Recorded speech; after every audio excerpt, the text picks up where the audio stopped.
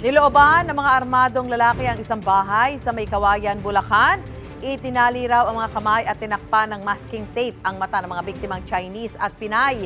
Tinangay ang 5 milyong pisong cash mula sa vault at dinukot pa ang isa sa mga Chinese. May unang balita si James Agustin. Napatakbo papunta sa barangay hall ng Barangay Perez sa May Kawayan, Bulacan ang ilang Chinese at Pilipino pasado alas 12:30 ng hating gabi kahapon. Matapos pasukin ng mga armadong lalaki ang inuupahan nilang bahay. Kita sa CCTV footage na may hawak pang kutsilyo ang isang biktima, habang ang isa tinutulungan na matanggal ang cable tie sa kanyang kamay. Ayon sa mga taga-barangay, nagiinuman ng mga biktima pasado alas 11 ng gabi nung araw ng Pasko na mangyari ang insidente. Tinutukan daw ng baril ang mga biktima, 5 Chinese na lalaki, 2 Chinese na babae at 2 Pinay. Itinali pa ang kanilang mga kamay at tinakpan ng masking tape ang mga mata. Siguro kinuha muna yung pera. Nung makuha yung pera sa vault, kasi bukas yung vault nang dumating yung mga SOCO operatives yun, tinalian nila yung mga biktima, dinila sa, yung iba dinila sa CR. Mga magkano raw po yung natangay ka?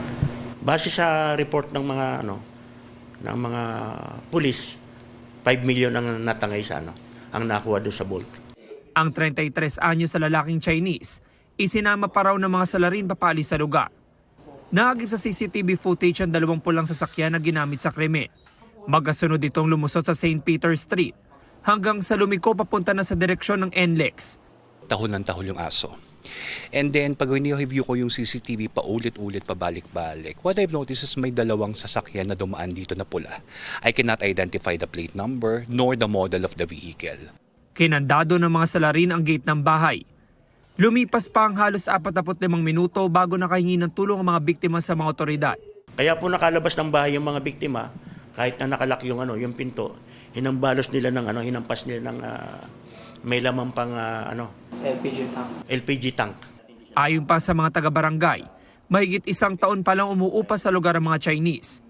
Ang kanilang declared na business is importer po sila ng mga garments. Nag-import po sila ng garments. Umuupa lang po sila. Opo, 20,000 po ang upa. Hindi pa malinaw sa ngayon ang posibleng motibo sa krimen.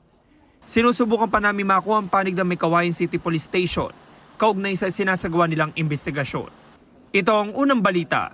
James Agustin para sa GMA Integrated News. Gusto mo bang mauna sa mga balita? Mag-subscribe na sa GMA Integrated News sa YouTube at tumutok sa unang balita.